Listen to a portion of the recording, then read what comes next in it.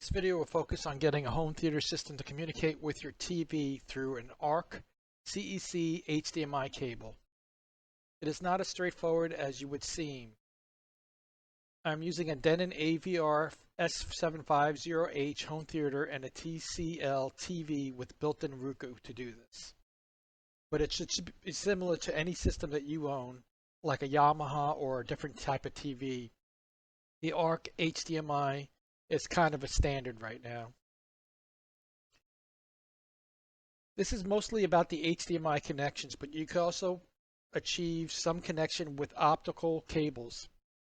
But because your system can support ARC, if you bought the right system, I would try to avoid using the optical cable.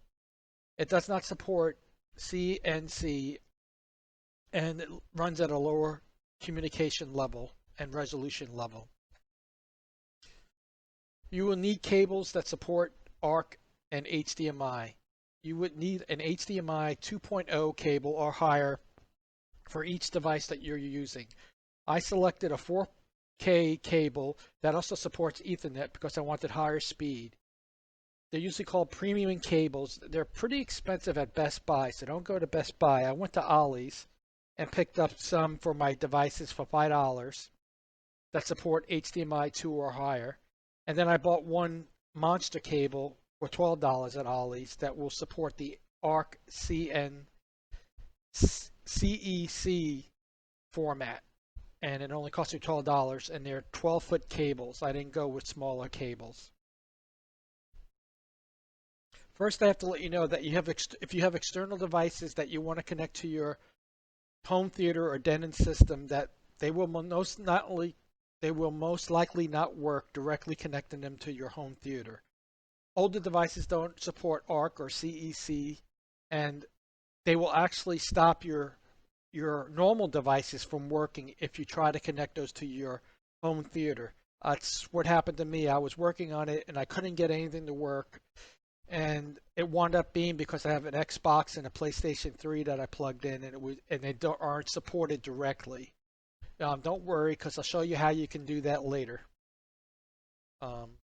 Let's get started. So you can see here I have my Denon AVR S750H, and I have my Roku TV, my TCL TV with Roku built in. And I use that for my streaming services like Netflix and Hulu and all other, and actually over the air broadcasting like on antenna goes to the home theater as well. So this is the back of the Denon. The blue ones for HDMI you don't want to use at first. You want to make this as simple as you can in the beginning. This one port in red is the HDMI ARC port. That is the one that you connect to your ARC port on your TV. You should have one port if you have an ARC TV, and that's where you want to connect, and you only want to connect that one at first. Basically, we want to see if streaming works first before anything else, and that's how we do it. We don't plug anything else into these devices until later on. All right, on Roku TV, there's a TV input tab, and from there you could name all your HDMI ports. Like I have Xbox on port 1, PlayStation port 2, Wii on port 3. This is my home theater. I call it soundbar. Even though I don't have a soundbar, I call it soundbar. And then you have your antenna, and you can name them here on the right. So I would suggest setting up your names on your HDMI ports, and it'll make it easier in the future. Under settings system, you could see control other devices as CEC, and that's where we're going next. So on CEC devices, when you click it, you want to make sure eARC is checked and One Touch Play is checked. I really don't see a need for system standby. What it does is it put both system into standby mode when one goes to sleep, but I didn't want to deal with that. I want to make it as simple as I can right now, and those two are the only ones you really need right now. Under settings audio, you want to make sure that you have SPDIF and eARC selected. As you can see here, I'm not sure. Let's see what else we got. And the speakers are TV, but that's fine.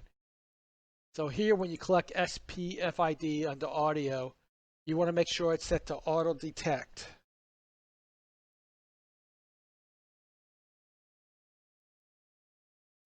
And then after you make all these changes, you have to reset the TV, basically restarting it, not turning it on and off. A lot of settings won't work unless you restart the TV, and you'll find if you have problems in the future, if you restart the TV, it usually fixes a lot of problems. So here we have under power settings, system restart, and we restart the TV. Now we're at the Denon system. We want to turn it on. It's just the big power button on the left bottom there. You turn on the Denon system. And then on your remote, you want to make sure that it's set to TV audio. That's the connector going to the ARC HDMI in the back. Now, you'll also want to hit setup, and this will allow you to connect to the TV and show what is set up on your Denon menu. When you click this setup, a menu will show up, and you'll select from the Denon. The Denon will be sending this video to the TV. Using the arrow keys and the enter keys, you will select certain features. One feature you will want to select is the HDMI setup under video. So you select video, then you select HDMI setup. And then you'll get this screen, HDMI setup. You want to make sure that all these settings are set up. Pay in particular attention to the ARC, because on default on the Denon system that's turned off and you need it on. HDMI control, TV audio switching on, power off control all, smart menu on, HDMI password on, pass-through, and AVR is set. That's the only settings we have right now. Now we'll go to the TV. Okay, the first thing you want to do is turn off the sound on the TV itself. You'll have an echo if both are on at the same time.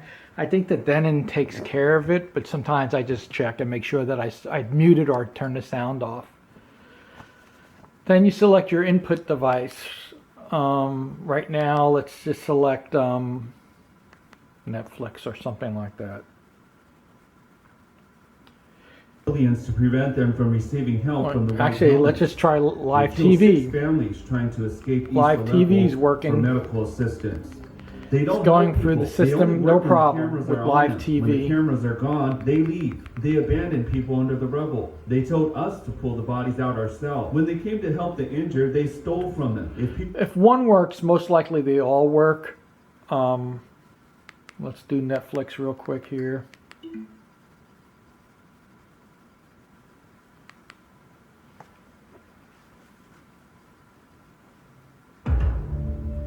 Yep, it's running fine for the Denon system.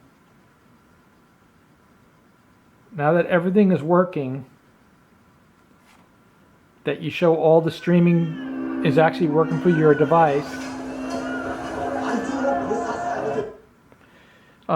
you're going to want to test each other device, like a Xbox or PlayStation, individually.